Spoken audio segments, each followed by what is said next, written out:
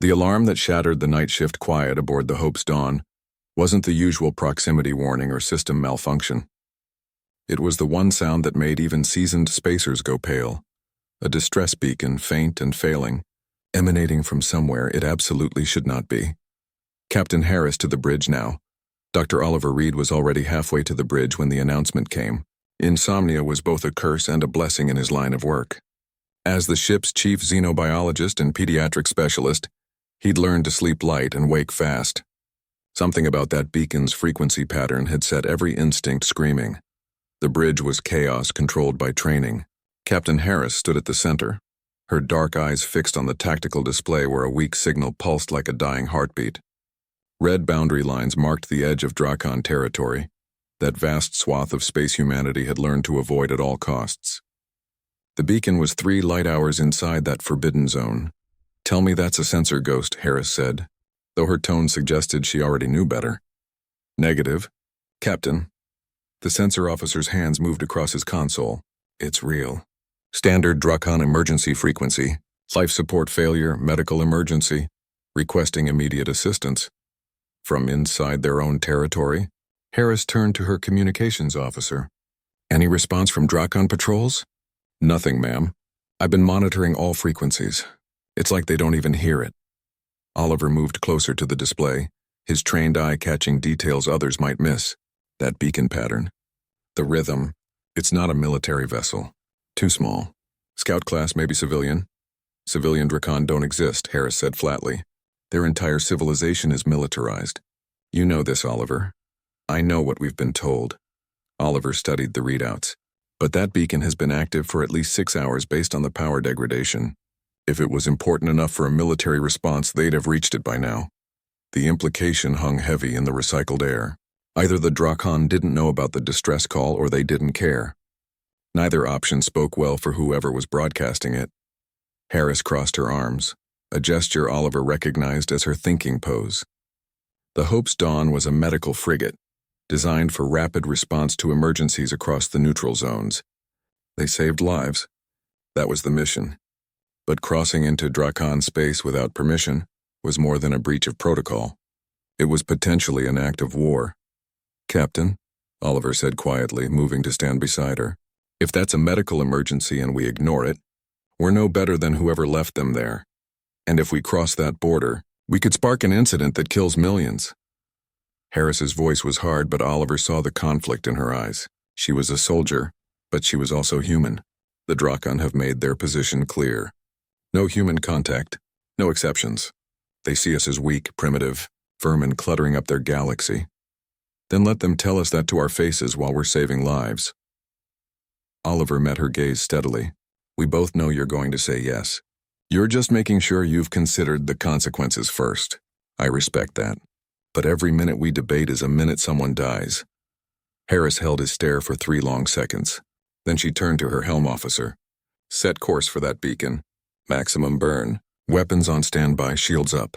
If anyone so much as looks at us funny, we turn around and run like hell. Understood?" "Understood, Captain." The Hope's Dawn wasn't built for speed, but she wasn't slow either. 2 hours later, they dropped out of hyperspace near a drifting wreck that had once been a Drakon scout vessel. The damage was extensive. Hull breaches, power systems failing, life support barely functioning. "I'm reading 4 life signs," the sensor officer reported. 1 adult, 3 juveniles. The adult is failing fast. The juveniles are in distress. Oliver was already moving toward the airlock, pulling his emergency medical kit from its wall mount.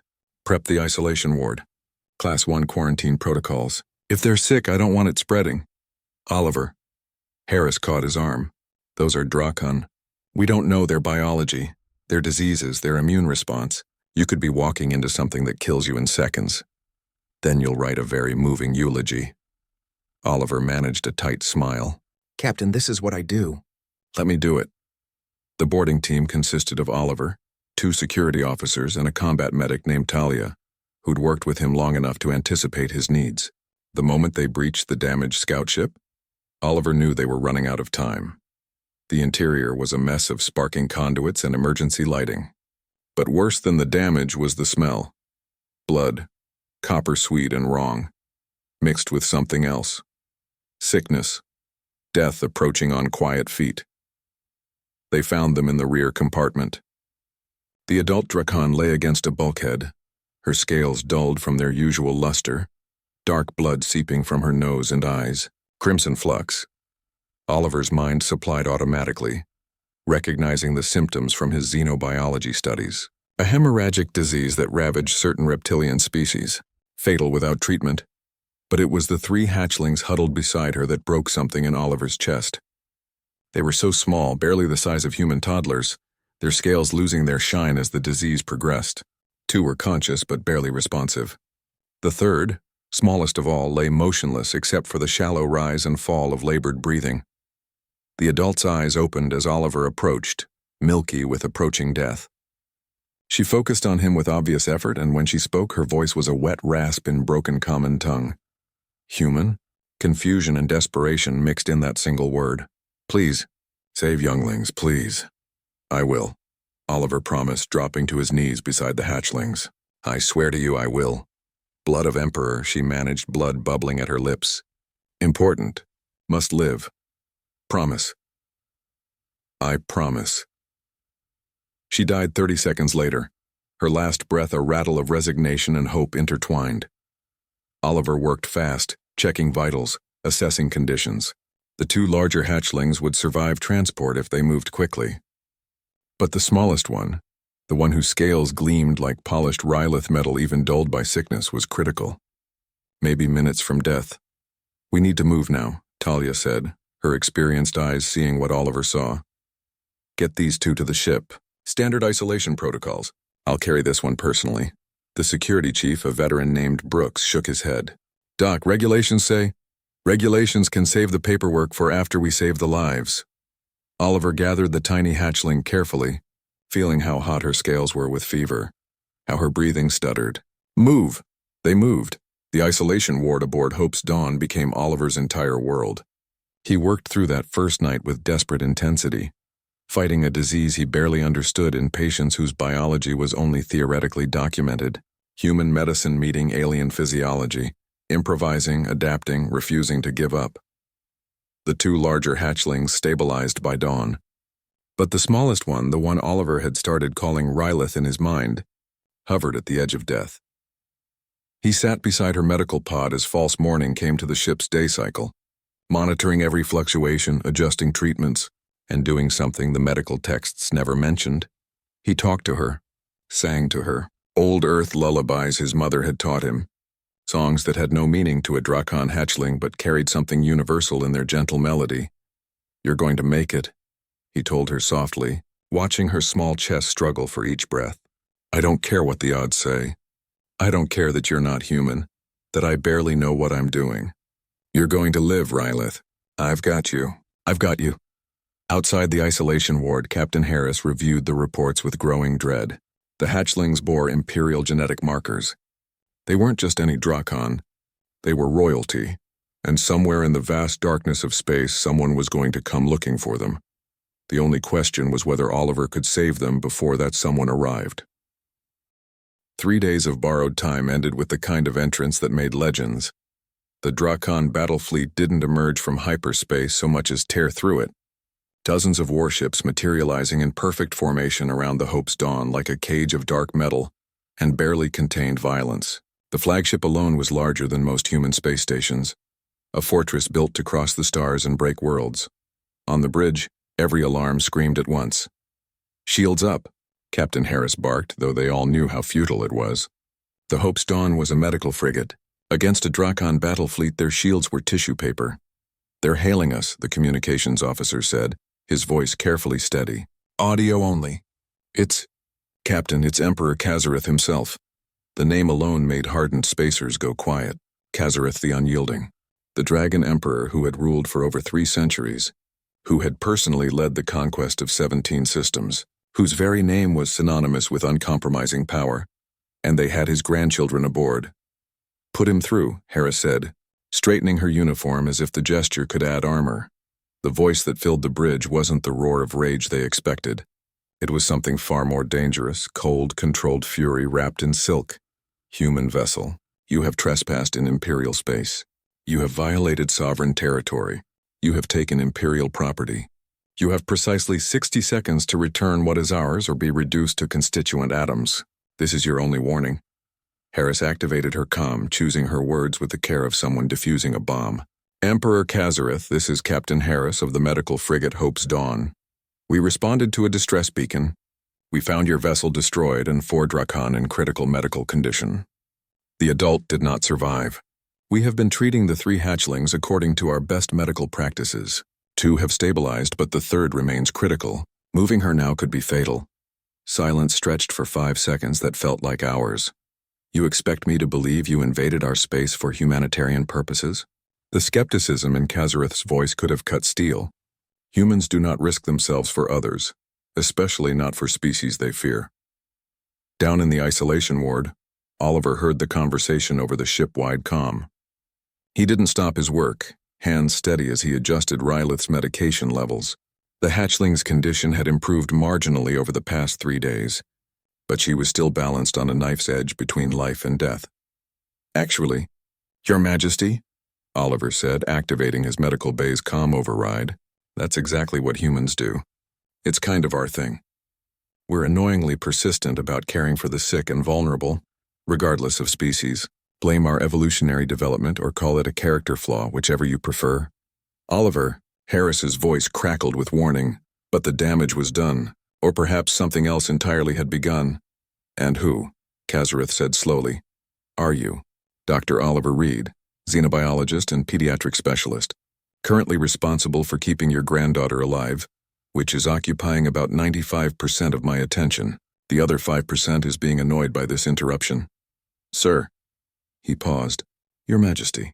Whichever's appropriate. I'm a doctor, not a diplomat. Another pause. Then, Captain Harris, I am coming aboard your vessel, personally. My warriors will accompany me. You will not resist. You will direct me to this doctor, and then we will determine if he dies quickly or slowly. The connection cut. 20 minutes later, the airlock cycled open and Emperor Kazareth the Unyielding boarded the Hope's Dawn. He was magnificent and terrifying in equal measure.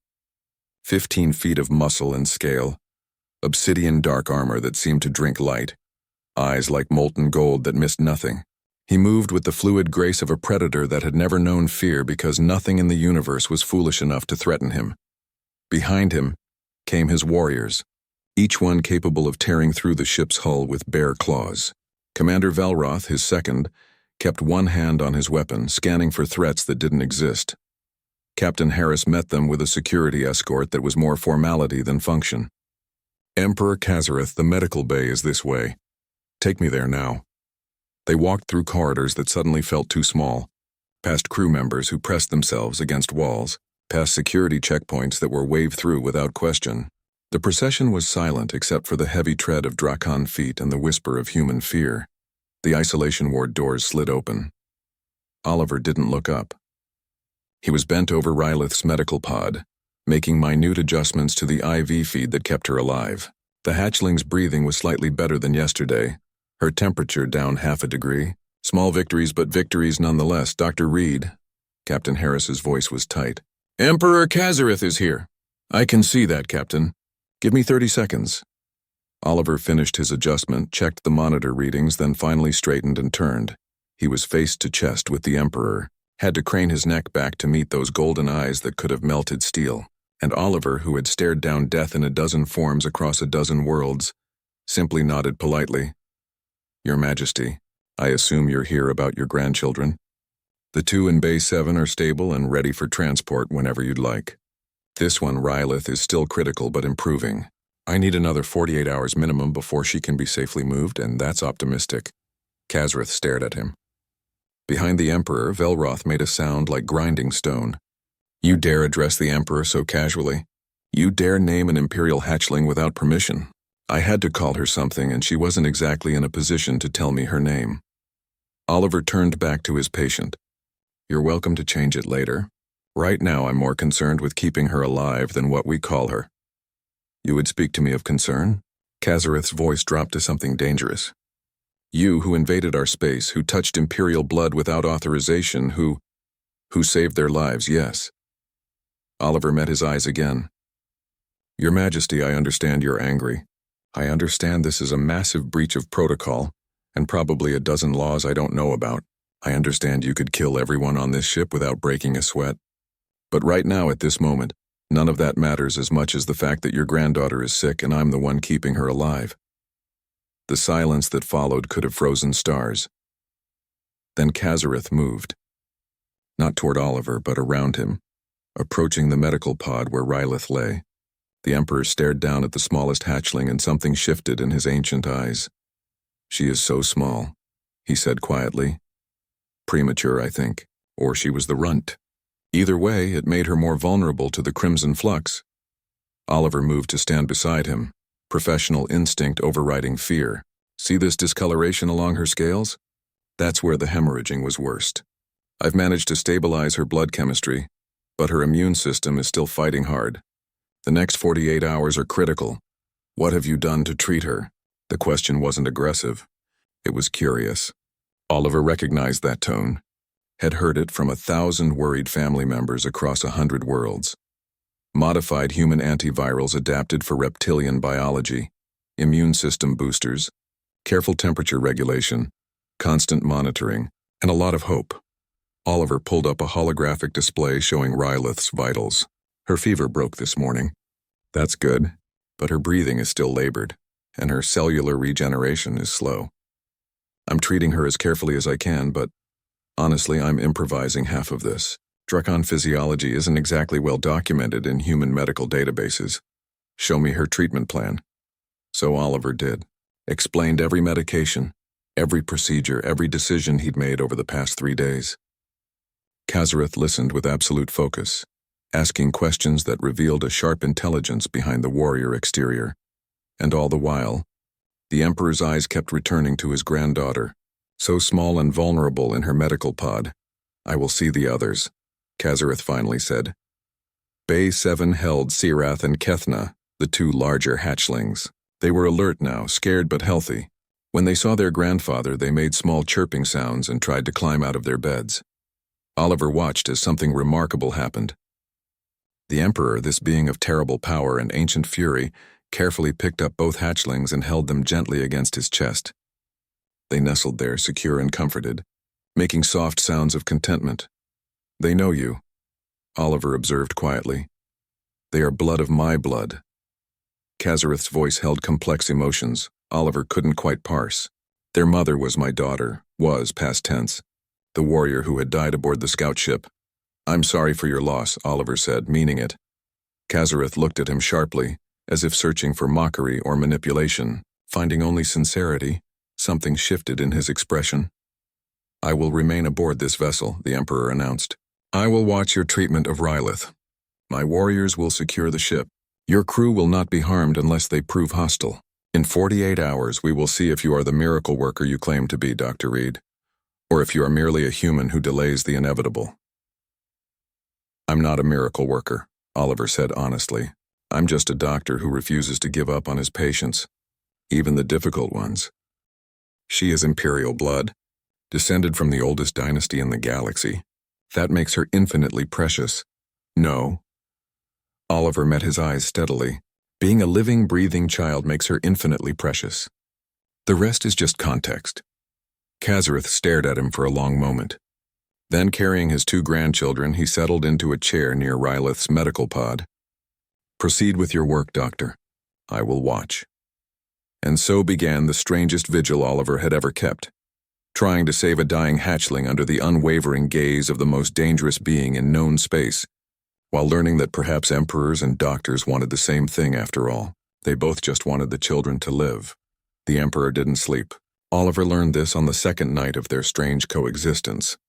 When he dozed off in his chair at 300 hours and woke at 3:20 to find Kazareth in exactly the same position, eyes fixed on Rylith's vital monitors with unwavering focus. Don't your people need rest? Oliver asked, rubbing exhaustion from his eyes. I am watching my granddaughter cling to life. Rest is a luxury I will not indulge until she is safe. Those golden eyes shifted to Oliver. You, however, are clearly exhausted. Why do you not assign another to watch her? Same reason you're not sleeping. Oliver stood, stretching muscles that protested 40 hours of constant work. She's my patient. My responsibility. You have staff. I do. And they're excellent. But Rylith needs consistency right now. She needs to know someone is here always paying attention to her, talking to her, caring about whether she lives or dies. She is unconscious. She cannot know these things. Oliver moved to Rylith's side, checking her temperature with gentle hands. The hatchling stirred slightly at his touch, making a small sound that might have been recognition. See that? She knows. Maybe not consciously, but somewhere in there she knows someone cares. That matters. He adjusted her blanket, a gesture more comfort than medical necessity. Studies show that patients who receive attentive, compassionate care recover faster than those who are simply treated mechanically. The body responds to emotional support, even when the mind is elsewhere. Kazareth watched this exchange with the intensity of someone observing a completely foreign concept. In our culture, warriors injured in battle are tended by medical staff but expected to heal through strength of will alone. Personal attention is seen as coddling, making them weak. And how's that working out for you? Recovery-wise? A long pause. Our mortality rates are higher than they need to be. Maybe because you're treating bodies but ignoring the beings inside them. Oliver prepared a new round of medication. Mind and body aren't separate, Your Majesty. They're connected. Healing requires both physical treatment and emotional support. Emotional support. Kazareth repeated the phrase like he was tasting something unfamiliar. You speak of it as if it has measurable value. It does. I could show you the studies, but you're watching the proof right now. Oliver gestured to Rylith. She's responding to treatment better than she should be, statistically speaking. Part of that is the medication. But part of it is that she's not alone. Even in her fevered state, she knows someone is here fighting for her. The Emperor was silent for a long time. Then what do you do? When you are not administering medication or monitoring equipment, I talk to her. Tell her stories. Sing songs. Explain what I'm doing so she's not scared. Oliver smiled slightly. It probably sounds ridiculous to you. Show me. So Oliver did. Sat beside Rylith's medical pod and began speaking softly, telling her about Earth, about oceans and forests, about his childhood, and his cat named Philosopher who thought he was a dog. Nonsense stories, gentle words, the kind of one-sided conversation that filled silence with warmth instead of emptiness. Kazareth watched with absolute focus. Watched Oliver's hands, gentle on small scales.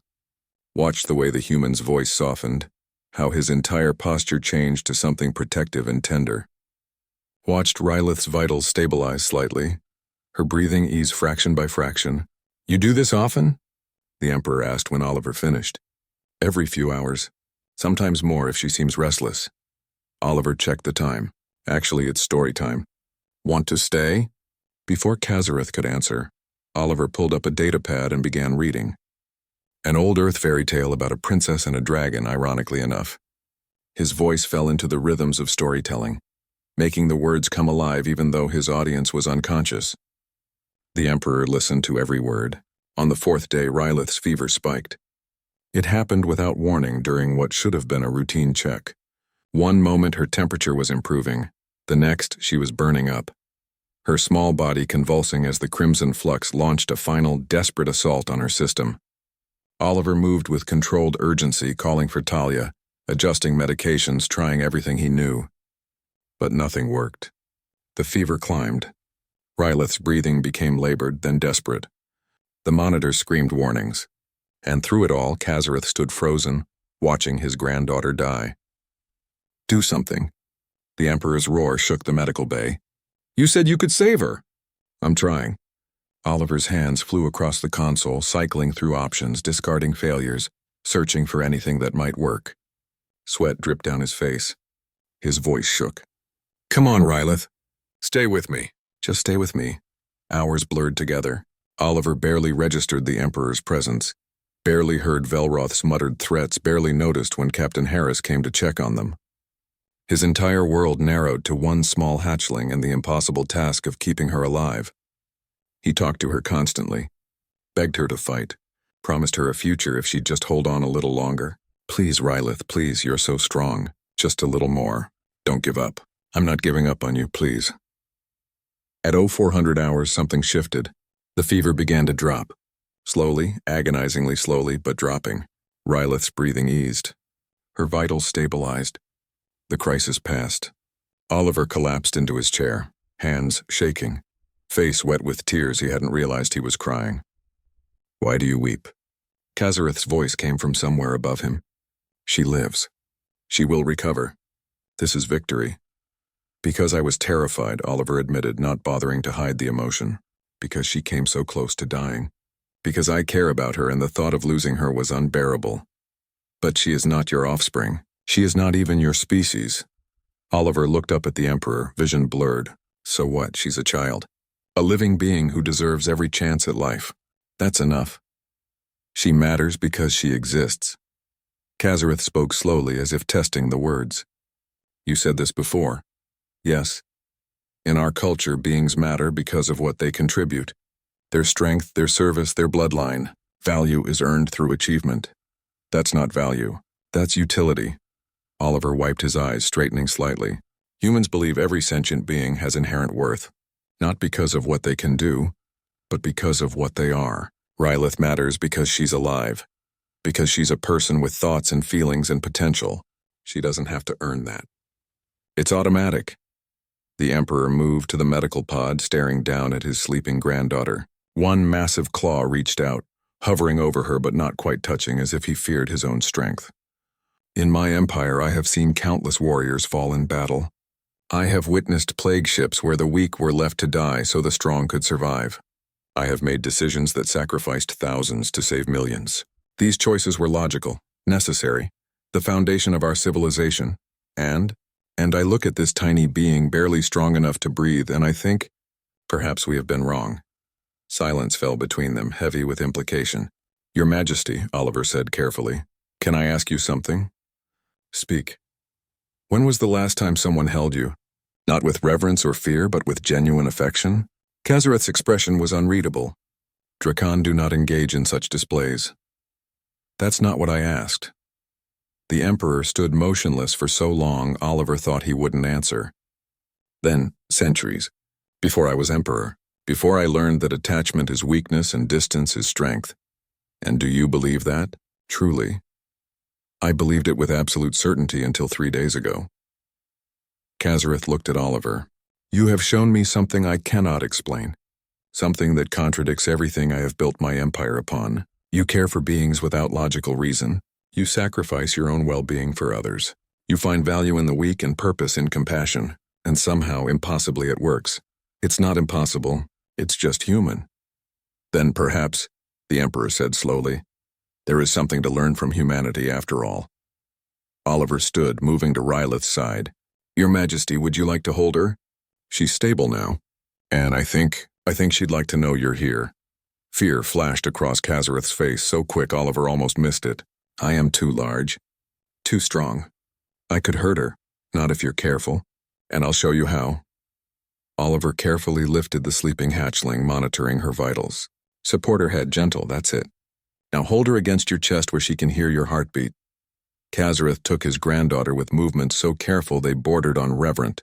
Rylith settled against him, making small contented sounds even in sleep. Something cracked in the Emperor's expression. Something ancient and carefully controlled suddenly breaking free. "She is so precious," he whispered. "How did I not see it before?" "You're seeing it now," Oliver said gently. "That's what matters." And there in the medical bay, surrounded by machines and monitors, an Emperor held his granddaughter and learned what it meant to love without condition. On the 8th day, Rylith opened her eyes. Not the fever-glazed confusion of delirium, but genuine awareness.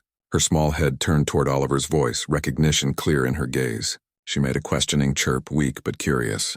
"Hey there, little one," Oliver said softly, checking her vitals with hands that trembled slightly with relief. "Welcome back. You gave us quite a scare."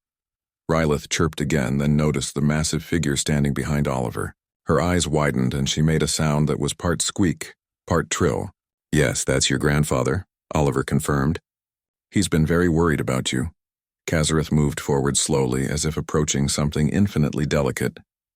Over the past week, he'd spent hours watching Oliver interact with Rylith, absorbing lessons in gentleness the Emperor had never thought he'd need.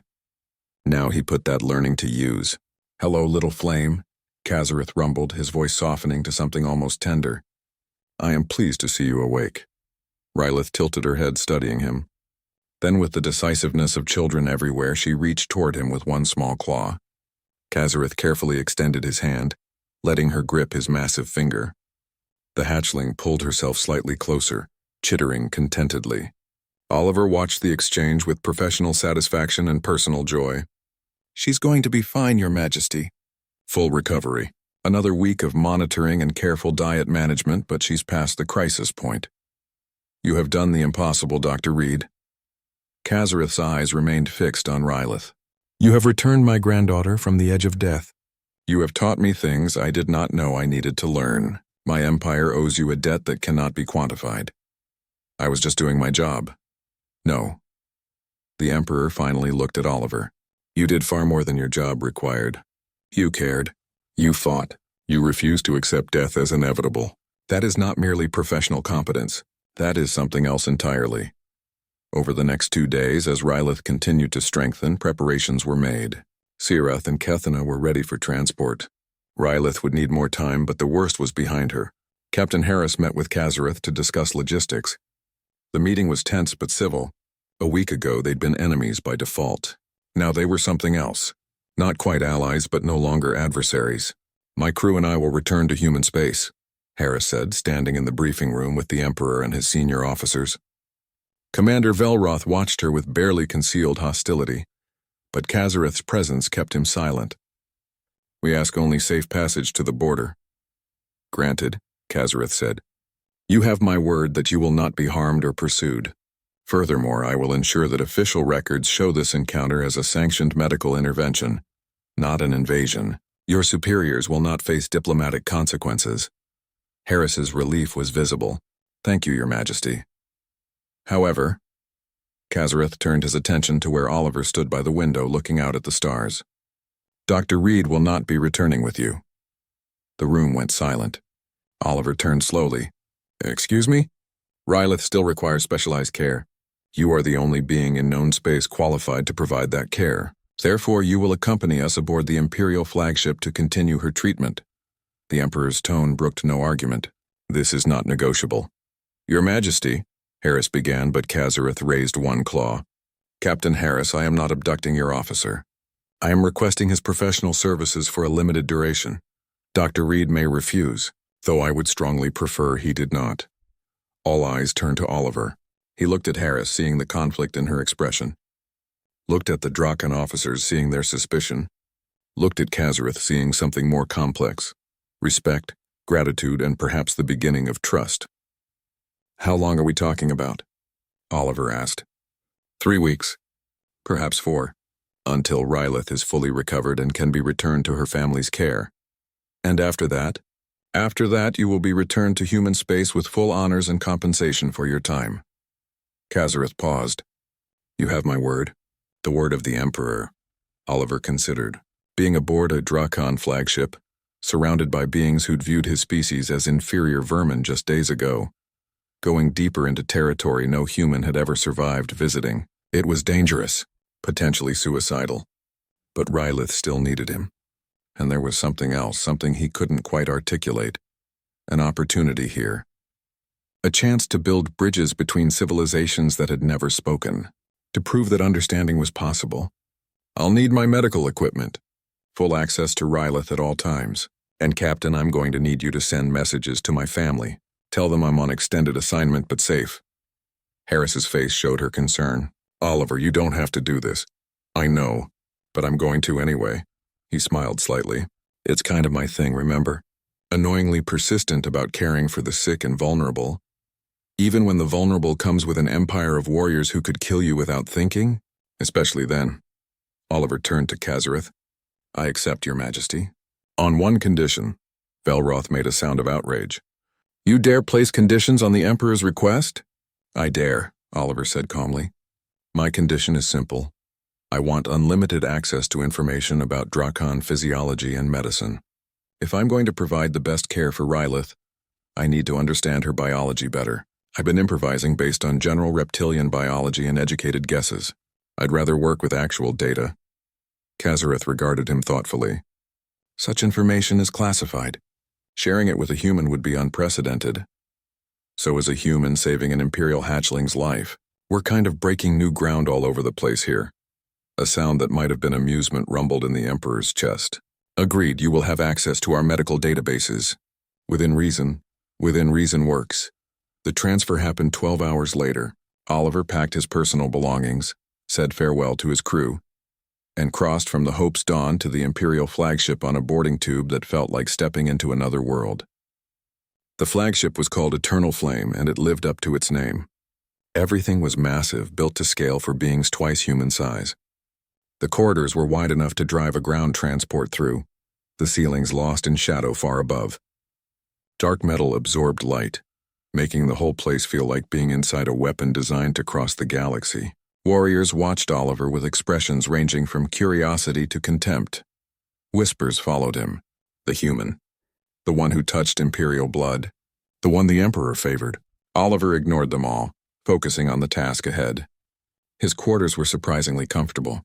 Someone had installed human-sized furniture alongside standard Draken amenities. A bed, a desk, a small sitting area, and most importantly, the archway connecting to Rylith's medical suite. The medical suite itself was impressive. Someone, probably on Kazareth's orders, had combined the best of human and Draken medical technology. Monitors he recognized beside equipment he'd need time to understand. His equipment from the Hope's Dawn had been carefully transferred and set up. Rylith was already there in a new medical pod more comfortable than the one aboard the human ship. She chirped happily when she saw Oliver, reaching for him with both claws. "Miss me already?" Oliver carefully lifted her, checking her temperature and coloration out of habit. "You're looking good, Rylith, strong. Soon you'll be running around causing trouble." "She is improving remarkably." Kazareth's voice came from the doorway. The Emperor watched with that intense focus Oliver had come to recognize as his thinking expression. "You have a gift, Dr. Reed. I have training and experience, and a stubborn refusal to accept death as an outcome." Oliver settled Rylith in his arms where she curled contentedly against his chest. "Your Majesty, can I ask you something?" "Speak. Why am I really here?" "Rylith is past the crisis. Any competent doctor could manage her recovery at this point. You don't need me specifically." Kazareth was silent for a long moment. Then he entered the room fully, moving to the observation window that showed the vast emptiness of space beyond. "You are correct. Rylith could be cared for by our own medical staff. But she would not thrive. She would be treated, yes, healed perhaps, but she would not receive what you give her." The Emperor's reflection in the window showed conflicted emotions. "I have spent a week watching you care for my granddaughter.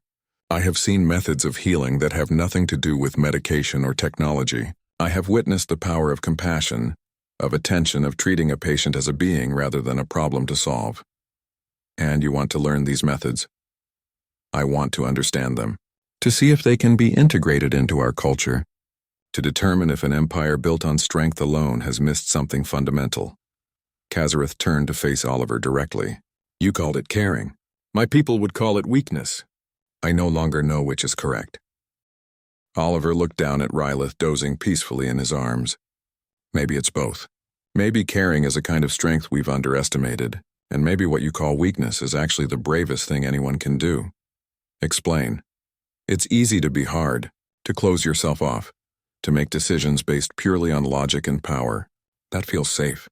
But opening yourself to care about others, to feel their pain, to let yourself be vulnerable enough to love them, that takes real courage." Oliver met the Emperor's eyes. "You're one of the most powerful beings in the galaxy, Your Majesty. But holding Rylith and letting yourself love her without condition, that might be the bravest thing you've ever done." Kazareth stared at him. Outside, the stars wheeled slowly past, unchanged and eternal. Inside, something fundamental was shifting. "Teach me," the Emperor said quietly. "Show me how to do this. How to care without it being weakness. How to love without losing strength." Oliver smiled. "It would be my honor." And so began the strangest apprenticeship in galactic history. A human doctor teaching an ancient emperor how to play with a child, and in doing so, perhaps changing the course of an empire. The Imperial Garden was a marvel of engineering and biology combined. A massive biodome at the heart of the Eternal Flame, it contained ecosystems from a dozen conquered worlds, all maintained in perfect harmony. Crystalline trees from Vexthor grew beside volcanic flowers from Krenth. The air smelled of growing things and distant rain. It was here, 3 weeks into his stay aboard the flagship, that Oliver taught Emperor Kazareth how to play. "She's ready," Oliver announced, watching Rylith take experimental steps across the soft moss. The hatchling had grown stronger each day, her scales now bright and healthy, her movements gaining confidence. "See how she's testing her weight? How she's building muscle memory?" Kazareth watched his granddaughter with absolute focus. "She is still weak, still vulnerable, she's still healing. There's a difference." Oliver knelt beside Rylith, who immediately tried to climb into his lap. "And part of healing is learning to move again, to play, to explore." "Play." The Emperor repeated the word with the same careful pronunciation he'd used when Oliver first introduced the concept. "You say this often. Explain it again." "Play is how young beings learn, how they develop physically, mentally, emotionally. It's not frivolous or wasteful. It's essential." Oliver gently redirected Rylith toward an open space. "Watch." He produced a small light projection device, creating a glowing butterfly that hovered just above the ground. Rylith's eyes locked onto it immediately. Her hunting instinct, still developing, kicked in. She crouched low, wings spreading slightly for balance, and pounced. The butterfly darted away. Rylith gave chase, tumbling and scrambling, making happy chirping sounds as she pursued her holographic prey. Her movements were still uncoordinated, but improving with each attempt. "This is exercise," Kazareth observed. "This is exercise disguised as fun. She's building strength, improving coordination, learning to judge distance and timing. But she thinks she's just chasing something interesting. That's the beauty of play. Learning that doesn't feel like work." The Emperor watched for several minutes, silent. Then, "Our younglings train from the moment they can walk. Combat drills, strategic exercises, strength conditioning. We do not believe in fun. How's that working out?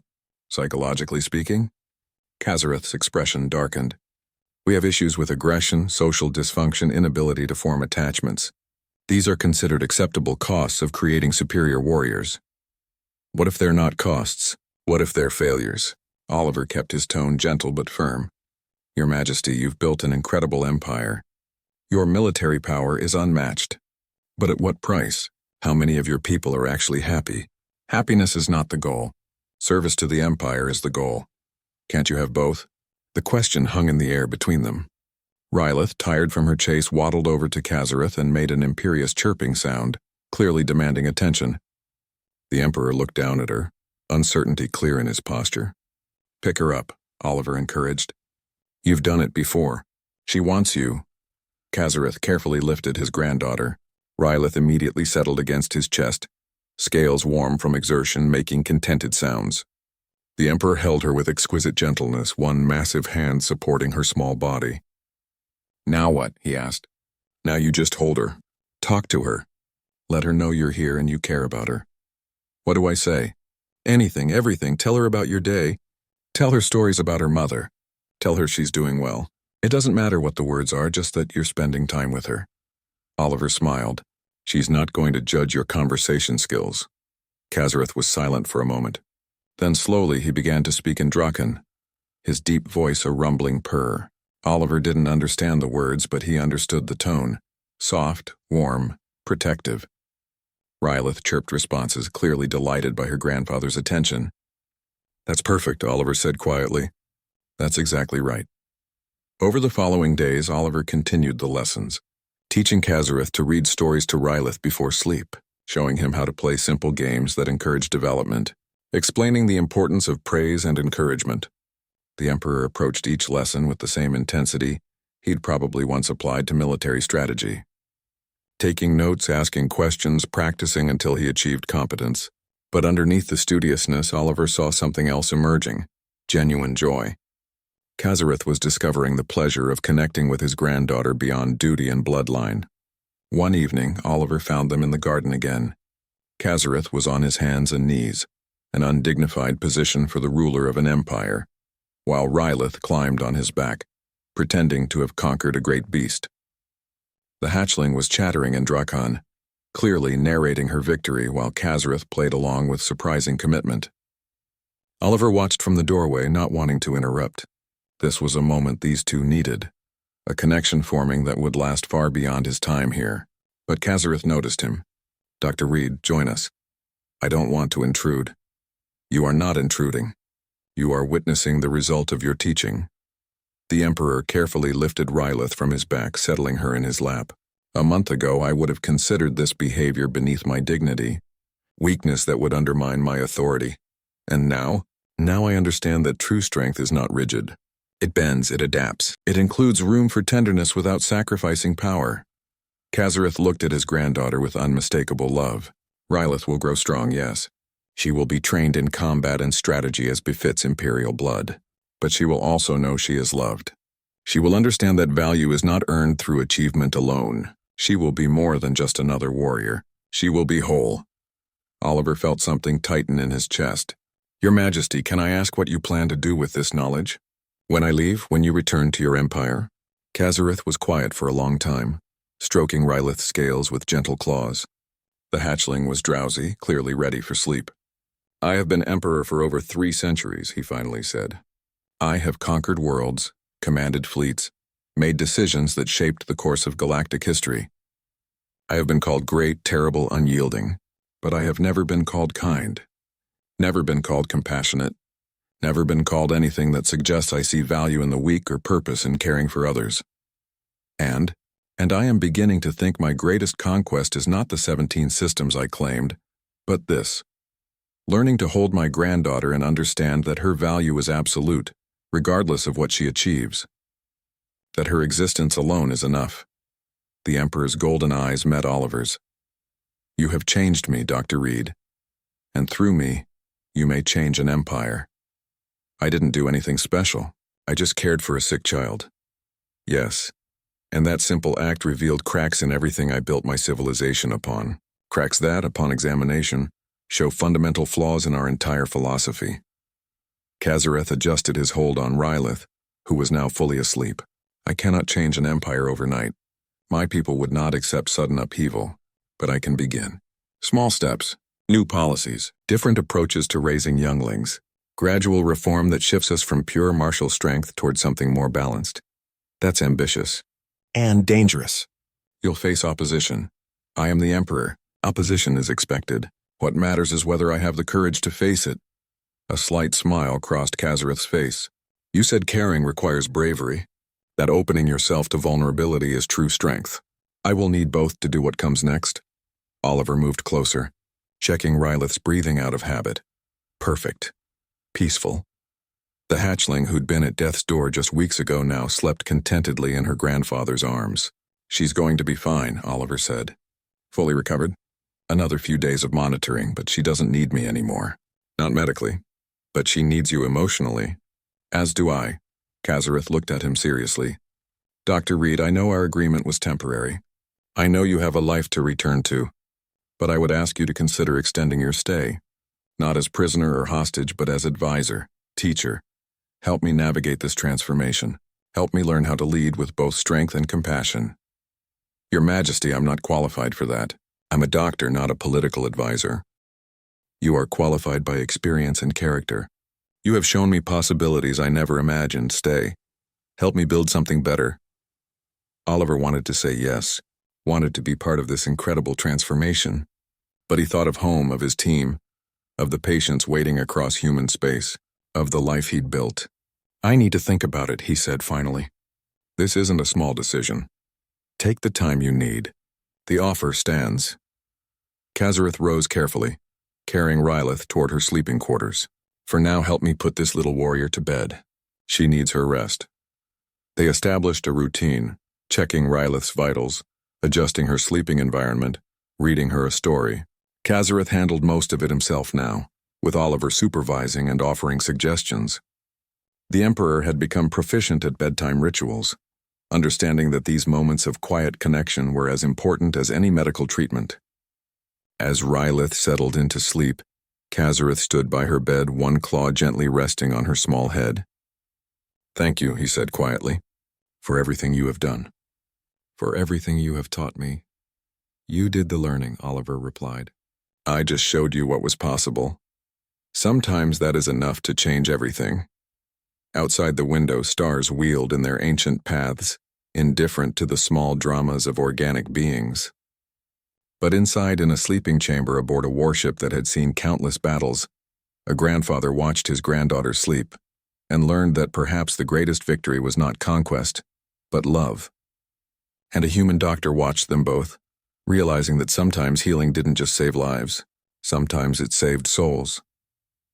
6 weeks after Oliver Reed crossed the border into Drakon space, he stood in the Grand Council chamber of the Eternal Flame and wondered if he was about to witness a revolution or his own execution. The chamber was enormous, circular, with a domed ceiling that showed real-time projections of the galaxy. Around the perimeter sat the High Council, 12 of the most powerful Drakon in the Empire, military commanders and territorial governors who had served Kazareth for decades. In the center, on a raised platform, sat the Emperor himself, scales gleaming like polished obsidian in the chamber's dramatic lighting. And off to the side, in a space clearly designated for outsiders, stood Oliver, the only human in a room full of dragons who could kill him with a thought. "This is irregular," Commander Velroth growled from his seat. "A human in the High Council chamber. Unprecedented, dangerous." "Dr. Reed is here by my command," Kazareth said, his voice carrying absolute authority. "He will remain. If anyone has objections, voice them now so I may ignore them appropriately." Several council members shifted uncomfortably, but no one challenged the Emperor directly. Oliver almost smiled. In 6 weeks, he'd learned that Drakon politics operated on a very simple principle. The Emperor's word was law, until someone was strong enough to challenge him. Since no one present had that kind of power, Kazareth's decisions stood. "Let us begin," the Emperor said. "I have called this emergency session to discuss reforms. Significant reforms. Changes that will affect every aspect of our civilization." Now he had their attention. The council members leaned forward, some with curiosity, others with suspicion. "For over 300 years I have ruled this empire with one philosophy: strength above all. The strong survive, prosper, lead. The weak are abandoned, ignored, left to fade. This approach has brought us conquest, expansion, military supremacy. We are feared across the galaxy, respected by none who matter but feared by all." Governor Krethsa, an ancient warrior with scars across his scales, spoke up. "Your Majesty, this philosophy has served us well. We have built the greatest empire since the old ones fell. We have built an empire of warriors who know nothing but battle," Kazareth countered, "who cannot form bonds beyond combat units, who view kindness as weakness and compassion as failure, who abandon their injured and ignore their young." The Emperor's gaze swept the chamber. "Tell me, council members, when was the last time any of you held your offspring? Spoke to them of things beyond duty and honor? Showed them affection without condition?" Silence. "That is what I thought." Kazareth stood, his presence dominating the chamber. 6 weeks ago, my granddaughter nearly died of crimson flux. She would have died by our own protocols because she was weak. Because saving her would have required resources better spent elsewhere. Because in our culture, a sick hatchling is simply the cost of maintaining strength. "With respect, Your Majesty," Velroth said carefully, "this is the natural order. The weak die so the strong can thrive." "And what did I do, Commander? When I learned my grandchildren were dying, you sent the fleet. You retrieved them. Because they were Imperial blood. Because their lineage made them valuable." Kazareth's voice dropped dangerously low. "Not because they were living beings who deserved a chance at life. Not because they were children who deserved care. I valued them for what they represented, not for who they were." Oliver watched the council members exchange glances. This was not going how they expected. "Dr. Reed," Kazareth called, gesturing Oliver forward. "Tell the council what you told me about value." Oliver's mouth went dry. Public speaking to a room of alien warlords had not been part of his career plan. But he stepped forward, cleared his throat, and spoke the truth he'd spent 6 weeks teaching. In human culture, we believe every sentient being has inherent worth, not because of what they contribute or what they achieve, but simply because they exist. A child has value not because they might become a warrior or a leader, but because they are alive, because they think and feel and deserve care. He met Kazareth's eyes, then looked at the council. "Your empire is strong, but strength without compassion is just brutality, and brutality doesn't build civilizations that last. It builds civilizations that eventually tear themselves apart."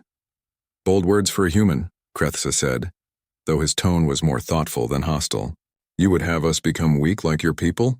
My people, Oliver said evenly, have survived 2 near extinctions, rebuilt from nuclear war, and spread across 200 worlds. We did it not through military might, but through cooperation, through caring about each other, through refusing to abandon the vulnerable. I wouldn't call that weakness. I'd call that the kind of strength that endures.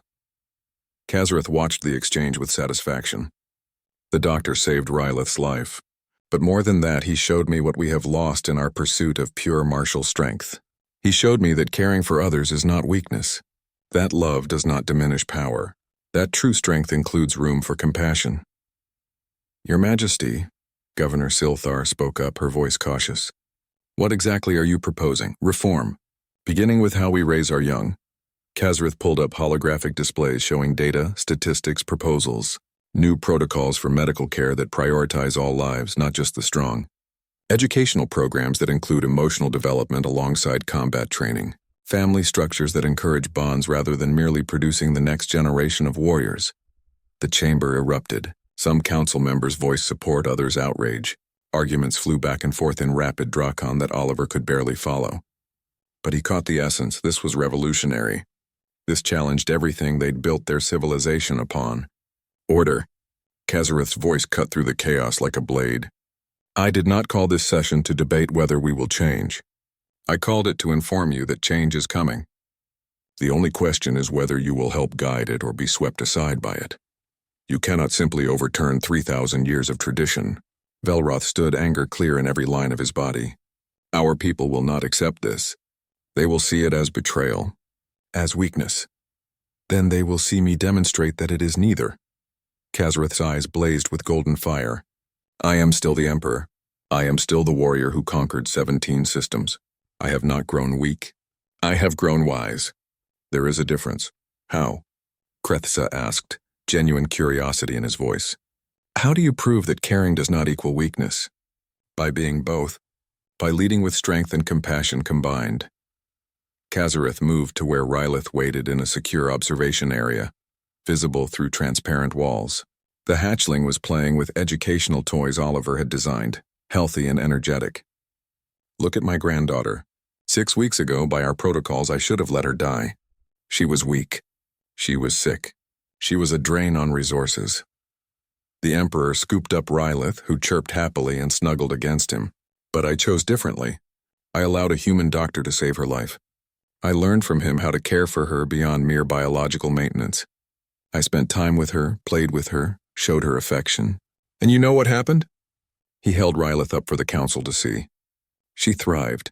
She grew strong not despite the care but because of it. She learned faster, healed better, developed more completely than any hatchling raised under our old methods, because she knew she was valued, because she felt secure, because love gave her a foundation that pure training never could. The chamber was silent now, all eyes on the Emperor and his granddaughter. This is what I propose, Kazareth continued, his voice resonating with conviction. We remain warriors. We remain strong. Our military power will not diminish, but we add to it. We become beings who fight fiercely and love deeply, who protect what we value and value what we protect, who understand that a civilization's strength is measured not by how well we destroy our enemies, but by how well we care for our own.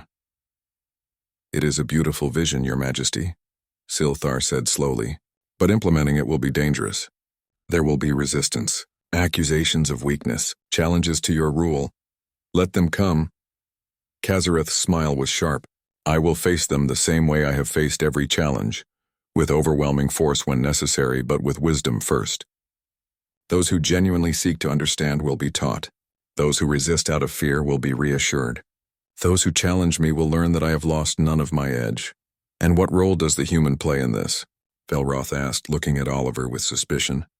Dr. Reed will serve as special advisor on cultural integration and medical reform. He will help develop the new protocols, train our medical staff, and serve as liaison between our peoples.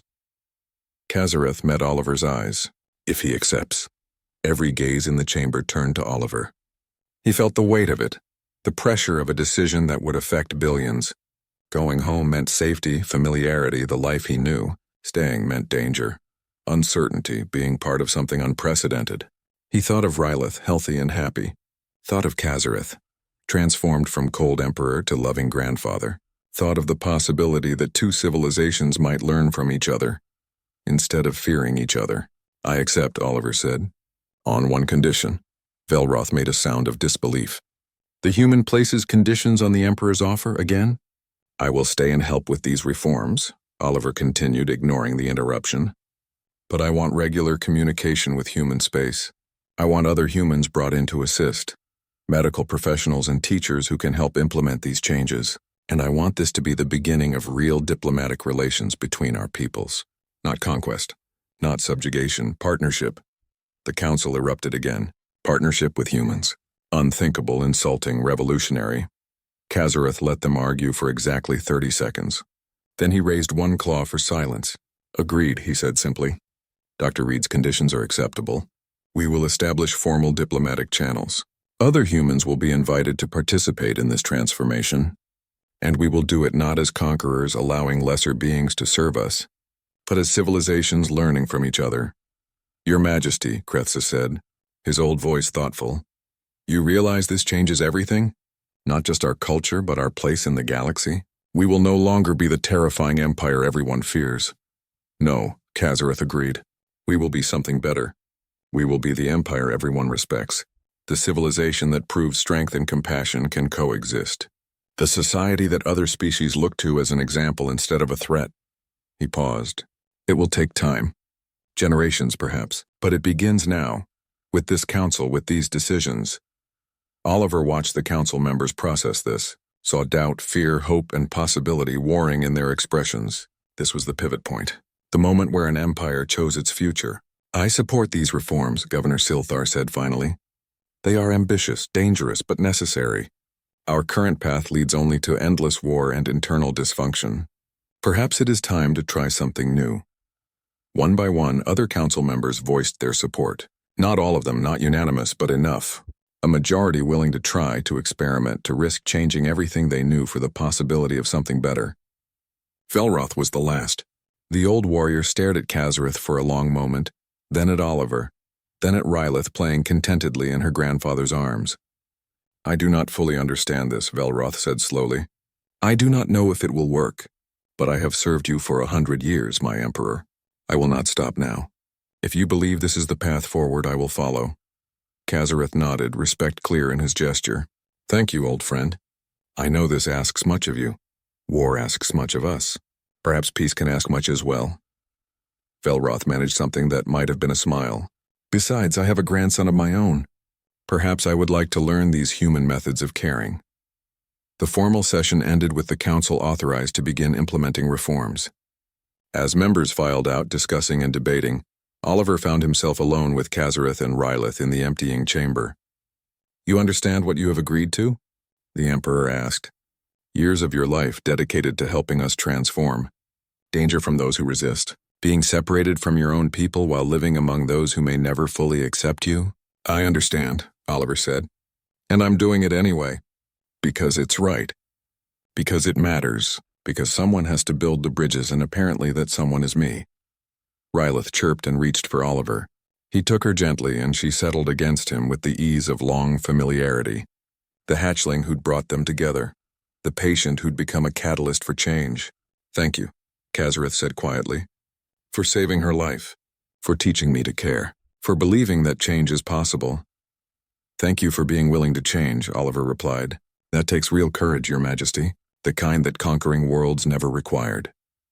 They stood together, human and emperor and hatchling, looking up at the holographic galaxy above them. Thousands of systems, billions of beings, all affected by the choices made in this chamber today. Where do we start? Oliver asked.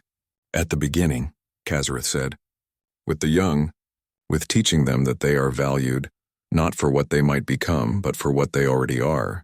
With showing them that strength includes kindness, that power includes compassion, that being a warrior does not mean being incapable of love. That's a good place to start.